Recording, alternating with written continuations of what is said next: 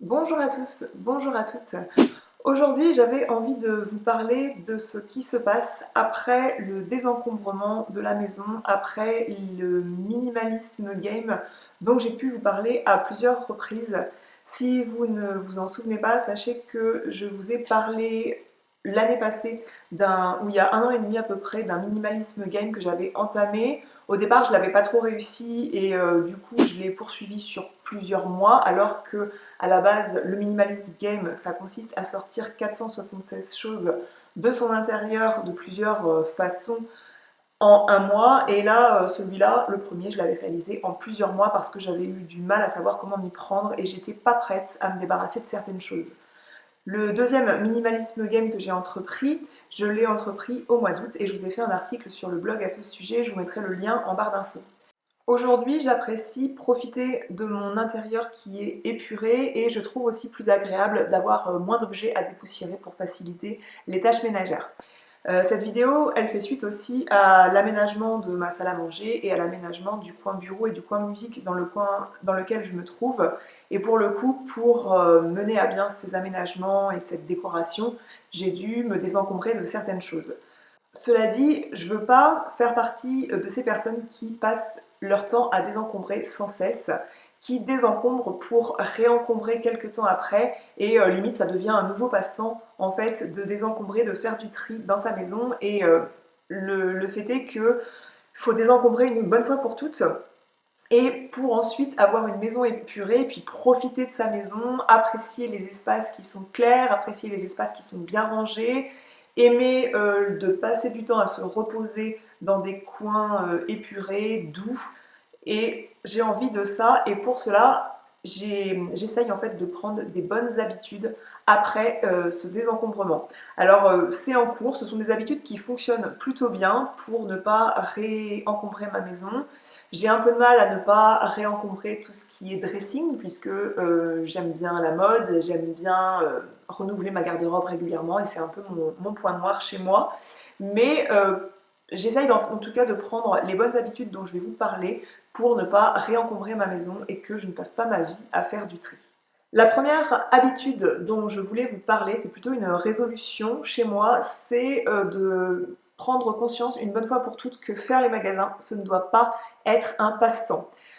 Également faire les magasins sur internet, c'est vrai qu'on se retrouve facilement quand on scrolle des pages sur les réseaux sociaux à pouvoir cliquer sur un lien commercial et à se retrouver à acheter quelque chose même via son téléphone. Il n'y a pas besoin d'aller s'asseoir sur un ordinateur pour aller consommer quelque chose, il n'y a pas besoin d'aller faire du lèche-vitrine.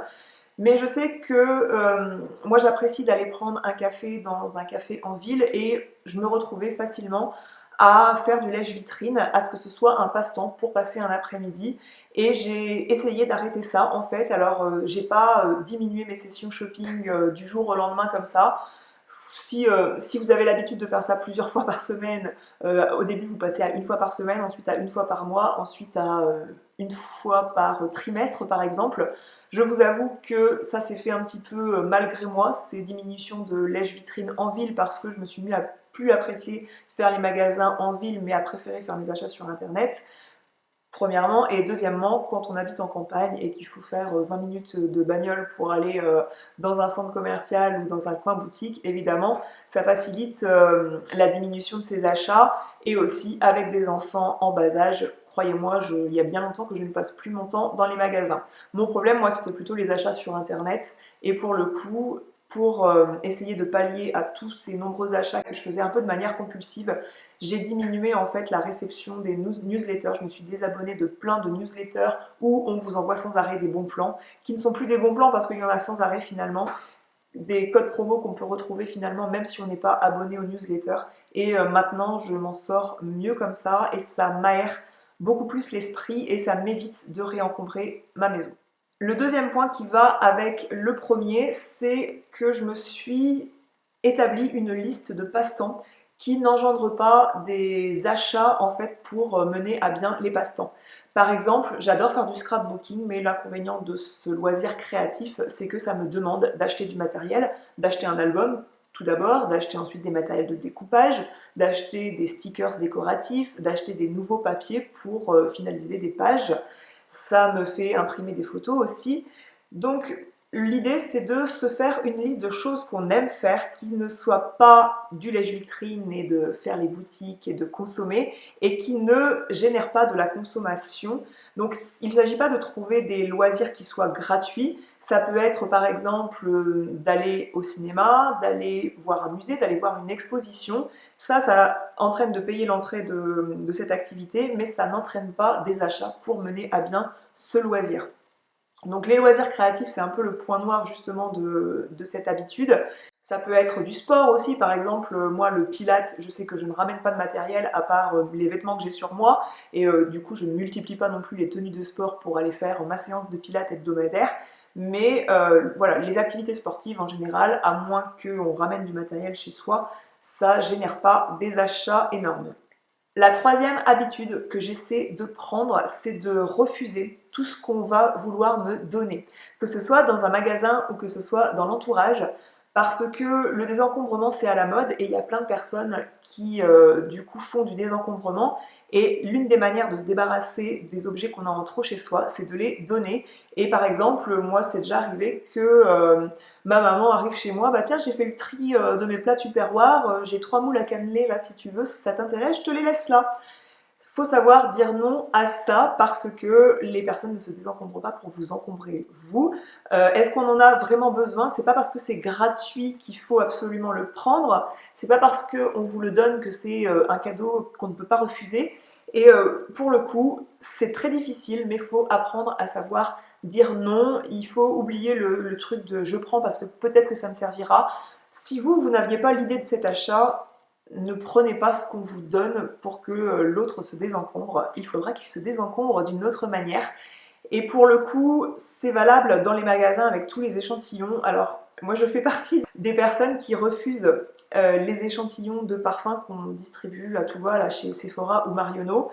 Parce que bah déjà, moi des produits de beauté, j'en reçois pas mal. Les parfums, je suis assez cadré, enfin je veux dire, j'aime pas tous les parfums, je suis assez difficile, et pour le coup, je multiplie pas, je vais pas changer de parfum tous les 4 matins, et du coup je refuse les parfums qu'on m'offre chez Marionneau, chez Sephora.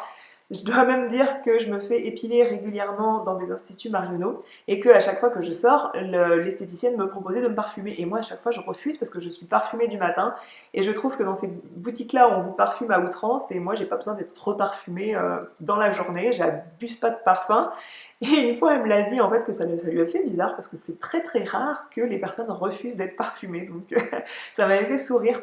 Et pour le coup, les échantillons, ça peut être une très petite chose finalement. Souvent les échantillons de cosmétiques c'est assez petit, mais finalement on va se retrouver avec des tiroirs pleins de ces trucs-là qui sont hyper difficiles à classer, à ranger, et ça prend la tête.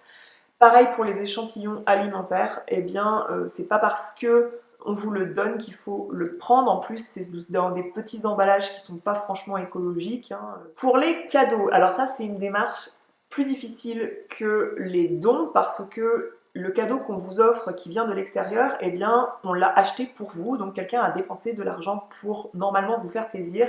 Et sauf que vous n'aviez pas forcément besoin de cette chose-là, sauf que ça peut vous déplaire, etc. Il y a plein de raisons qu'un cadeau ne plaise pas.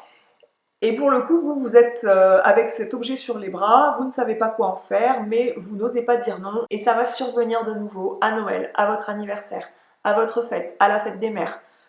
Voilà, toutes ces occasions qu'on a de vous offrir un cadeau qui ne vous plaît pas, il y en a des multiples. Moi, j'ai commencé vraiment à expliquer ma démarche aux personnes de mon entourage. J'ai vraiment expliqué que je passe pas pour quelqu'un de minimaliste auprès de mon entourage parce que je ne suis pas minimaliste. Pour autant, je passe quand même pour quelqu'un qui aime prendre soin de son intérieur et qui n'aime pas être encombré de choses dont elle ne veut pas. Et pour le coup, j'ai expliqué ça que les personnes de mon entourage qui me font un cadeau, bah, même si elles vont dépenser uniquement 30 euros dans quelque chose, et puis 30 euros c'est 30 euros, hein, même si elles dépensent une petite somme en fait dans quelque chose qui ne vous plaît pas, dont vous n'avez pas besoin, et bien c'est une petite somme en trop, c'est une petite somme, hop, foutue à la poubelle. Et vous, ça va vous prendre la tête parce que vous ne savez pas comment vous en débarrasser, et c'est bien dommage. Donc moi, maintenant, j'essaye en tout cas de faire passer des messages sur ce que j'ai vraiment envie d'avoir à mon anniversaire, à Noël. Je le dis et je le répète, bien que ça m'est arrivé à mon anniversaire, j'ai refusé un cadeau parce que c'est quelqu'un avec qui je pouvais me permettre de refuser un cadeau, et puis elle a très bien compris, et c'était une expérience très malaisante, même si c'est quelqu'un de très proche, c'était très malaisant, mais j'espère qu'elle a compris que moi c'était un objet qui était utile, mais je procédais autrement pour une tâche, et que cet objet finalement il allait m'encombrer, je n'allais pas m'en servir. Ça m'impliquait d'acheter quelque chose pour me servir de cet appareil régulièrement quand le consommable allait être consommé. Bref, c'était quelque chose dont je n'avais pas émis le besoin, et moi je procédais autrement, je ne savais pas où le ranger quand j'allais le garder, donc c'était pas possible, et ça m'oppressait en fait de recevoir ce truc-là. Donc je me suis permis avec cette personne de lui expliquer en fait mon raisonnement, elle a compris. Ça a débouché aussi sur le fait que bah ouais, c'est pas facile de te faire un cadeau, mais finalement c'est facile de faire un cadeau à quelqu'un si on est à l'écoute de la personne. Et moi je trouve que moi ça me soulage en fait quand je dois faire un cadeau et que la personne me dit ce qu'elle veut, quand c'est dans mon budget bien sûr. Du coup je suis soulagée de lui offrir quelque chose qui va plaire à coup sûr. N'hésitez pas aussi à suggérer les cadeaux immatériels, ça peut être un forfait de sport, une carte de piscine si vous aimez nager, ça peut être des places de cinéma. Moi j'adore qu'on m'offre des places de cinéma, je trouve ça génial parce que le cinéma c'est vraiment coûteux quand on n'est pas étudiant, quand on n'est pas dans les tarifs réduits en fait. Et pour le coup, je trouve que acheter 10 places de ciné à quelqu'un, bah, c'est offrir du temps de loisir, donc je trouve ça génial. Donc tous ces trucs immatériels, des places de spectacle, ça ouvre à la culture, je trouve ça génial à offrir, et moi j'adore passer ce message de m'offrir des cadeaux comme ça. L'autre possibilité, c'est les cartes cadeaux. Moi, j'y reviens de plus en plus et je le suggère de plus en plus aux personnes proches. Je sais que les personnes qui soit atteignent un certain âge, soit des personnes qui sont un peu moins proches, elles n'aiment pas savoir le budget que vous avez mis dans le cadeau, mais honnêtement, moi, quand on m'offre un accessoire de décoration dont j'ai pas besoin, ben, je sais très bien estimer à peu près combien il coûtait. Donc, enfin voilà, maintenant on sait à peu près estimer les cadeaux qu'on nous offre, et c'est pas ça qui est important, on est d'accord. Donc que ce soit marqué noir sur blanc sur une carte cadeau, je vois pas où est le mal, au moins la personne elle pourra choisir le truc qui lui convient réellement, et c'est ça qui compte finalement, qu'elle soit contente de son cadeau. Donc voilà, si ça peut être justement une carte cadeau, bah pourquoi pas. Parmi mes bonnes habitudes pour désencombrer la maison, c'est d'avoir des bonnes habitudes de rangement, de prendre des bonnes habitudes de rangement. Donc ça passe par faire son lit au réveil le matin, ou au moins dans l'heure qui suit le réveil. Donc j'aère ma fenêtre et tout de suite je fais mon lit, tout de suite ça donne l'image d'une chambre beaucoup plus nette. Ensuite, l'idée de aussi attribuer une place à chaque chose, c'est Marie Kondo qui en parle, même si je ne suis pas fan de ce livre. J'ai été plutôt étonnamment surprise, agréablement surprise de la série, que j'ai beaucoup plus appréciée que le livre. Parce que déjà le personnage de Marie Kondo qui fait le rôle principal, elle est super attachante, elle est super mignonne. Et finalement j'ai plus aimé la série que le livre. Et c'est vrai qu'elle parle beaucoup du fait d'attribuer une place à chaque chose, et du coup remettre chaque chose à sa place après usage. J'essaye de le faire davantage, que ce soit quand je passe du temps à me maquiller, que ce soit quand je mange un truc, de bien ranger l'emballage du truc, ou de ranger le pot. Par exemple, si je me sers une tartine de miel, bah, je vais bien ranger le pot de miel à sa place. Également, pour attribuer une place à chaque chose, essayer d'analyser les flux. Par exemple, je sais qu'on mange sur la table de la salle à manger, et que j'avais tendance à ranger les céréales du matin qui ne méritent pas de préparation au micro-ondes, au four ou quoi. Je les rangeais dans la cuisine qui est à quelques pas, alors que c'est beaucoup plus simple de ranger les céréales du matin derrière le meuble qui est juste derrière la table de salle à manger. Hop, on a juste à se servir et c'est pratique à ranger. Analysez le flux des choses dont vous vous servez. C'est comme si vous mettiez la lessive 3 pièces plus loin que la machine à laver, ce serait un peu débile. Bah là c'est pareil, mais finalement on se rend compte qu'il y a plein d'objets comme ça qui ne sont pas vraiment à leur place.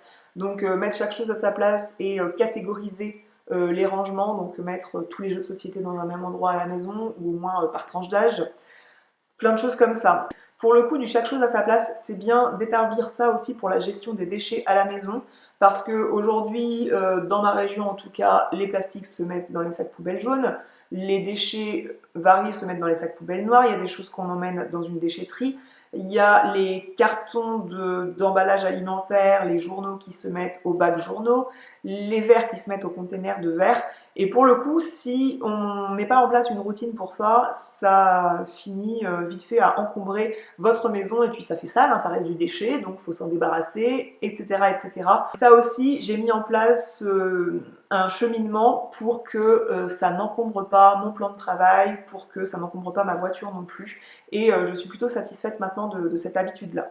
Parmi les bonnes habitudes de rangement, je privilégie des rangements adaptés et transparents et j'adore l'étiquetage. Alors ça fait partie des formations professionnelles peut-être, mais en tout cas quand vous vivez à plusieurs aussi dans une maison, ça aide les autres à respecter un certain ordre, donc ça c'est pratique de ce point de vue-là. Et vous-même, quand vous avez une boîte transparente où il est écrit coton perlé, ça vous permet de savoir et de voir très rapidement où se trouvent vos affaires et de les ranger aux bons endroits. Vous n'avez plus aucun prétexte pour ne pas ranger les choses au bon endroit et personne dans la maison n'a le mauvais prétexte de ne pas savoir où ça se range. Également une bonne habitude que j'essaye de prendre, c'est d'accorder du temps au rangement chaque jour, donc le soir. En tant que maman de jeunes enfants, il y a des jouets qui peuvent traîner un petit peu partout. Donc j'essaye aussi de mobiliser un peu les troupes pour ranger. Donc mon fils, j'essaye qu'il se couche en ayant une chambre, un sol de chambre assez net. Donc passer du temps à ranger avec lui sa chambre, histoire qu'il prenne de bonnes habitudes pour plus tard et que lui, il dorme mieux parce que sa chambre sera un peu plus nette et qu'il n'aura pas des stimuli en voyant tous ses jouets éparpillés partout. Et moi-même, avant d'aller me coucher, j'essaye de ranger les trucs qui traînent et qui font une image désordonnée de chaque pièce. Pour le coup, ce point-là, il introduit le dernier point dont je voulais parler, c'est-à-dire que j'essaye de prendre des bonnes habitudes de réflexion d'achat. Je m'impose en fait des règles. Je me suis imposé aussi une règle que par catégorie d'achat, s'il y a un objet qui rentre chez moi, il y a un objet de la même catégorie qui doit sortir. Si je vais acheter un nouvel ustensile de cuisine, que ce soit une pelle à gâteau, c'est sûrement que j'ai pas besoin d'avoir 3 pelles à gâteau chez moi et que du coup je vais jeter la plus ancienne et la plus abîmée. J'ai une spatule aussi qui est abîmée, je vais aller en acheter une autre, il faut absolument que je me débarrasse de celle qui est abîmée, ça ne sert à rien de la garder et puis de voir à chaque fois, ah tiens elle est abîmée, je la remets. Pour le coup je trouve que ça freine à l'achat, par exemple si je vais acheter un nouveau chemisier blanc, qui pour moi c'est une pièce essentielle de la garde-robe féminine, je me dis que je vais devoir me débarrasser d'un ancien chemisier blanc, ça sert à rien d'en avoir 8, 3, 4 avec des finitions un peu différentes, ça suffit amplement. Si je me dis que j'en ai pas à me débarrasser, c'est sûrement que j'en ai pas besoin d'autres. Et ça va me freiner à l'achat de ne pas avoir envie de me débarrasser de quelque chose. Une autre règle, une autre question que je me pose avant d'acheter quelque chose, c'est où je vais le mettre quand cette chose-là ne sert pas. Si je sais que je n'ai plus de cintre disponible dans ma penderie, c'est que je ne dois pas acheter de nouveaux vêtements. Si j'ai plus un espace dans les tiroirs, c'est que je ne dois pas acheter de nouveaux vêtements. Si dans le placard à chaussures, il n'y a plus d'espace pour les mettre, c'est pareil. Si le bibelot, ok, je le trouve joli dans le magasin, mais que finalement je ne sais pas où le poser chez moi, c'est que je n'ai pas à le prendre. Et idem pour l'électroménager dans la cuisine. Si je ne sais pas, lorsque j'aurai fini de m'en servir, de cuisiner avec, si je ne sais pas où le ranger, il ne s'agit pas de le laisser en bazar sur le plan de travail, c'est que je ne prends pas l'objet en question. Je ne sais pas aussi si je vous avais dit dans ma dernière vidéo où je parlais vraiment du désencombrement en lui-même, j'avais peut-être abordé le truc des achats et je ne sais pas si j'avais dit ça dans cette vidéo, mais le truc de ma grand-mère, c'était de me dire dors dessus. C'est-à-dire que vous êtes dans un magasin, vous avez envie de quelque chose, mais finalement c'est pas un achat que vous aviez prévu, mais vous en avez envie dans le magasin et j'essaye de me dire dors dessus et si vraiment j'en ai encore envie demain et que ça me pousserait à me ramener dans le magasin pour aller l'acheter, c'est vraiment que j'en ai sûrement besoin et une envie vraiment réelle, alors que si le lendemain ça m'est passé, j'ai réfléchi que finalement j'avais pas le budget pour ça, c'est que j'en ai pas vraiment l'utilité, c'est pas vraiment un achat à faire. Donc, une quatrième question que je me pose aussi, par exemple pour les vêtements des enfants, c'est que je me dis, est-ce qu'il faut vraiment mettre ce prix-là? Parce que c'est bien de se demander, est-ce que cet objet, ça mérite vraiment qu'on y mette de la valeur alors qu'il va avoir un circuit court chez nous, c'est-à-dire que les vêtements pour enfants qui changent tout le temps de taille, est-ce que c'est utile de mettre 50 balles dans une robe pour une petite fille, finalement elle va la porter 3 mois et ensuite on va être obligé de la revendre seulement 10 € parce que ça se revend que 10 € finalement sur les trucs de seconde main. Donc Est-ce que ça vaut le coup de mettre ce prix-là? Donc ça aussi, je trouve que ça freine les achats de se poser cette question. C'en est tout pour les habitudes que je mets en place pour que le désencombrement, le tri ne soit pas un éternel recommencement à la maison, parce que bah, voilà, les tours à la déchetterie, le fait de se débarrasser des affaires, c'est très chronophage et très encombrant pour l'esprit. Donc j'espère que cette vidéo, ces conseils vous seront utiles à vous aussi pour vous aérer l'esprit. Si vous en avez d'autres, n'hésitez pas à les glisser en commentaire. Et en attendant, je vous fais des grosses bises et je vous dis à la prochaine. Ciao!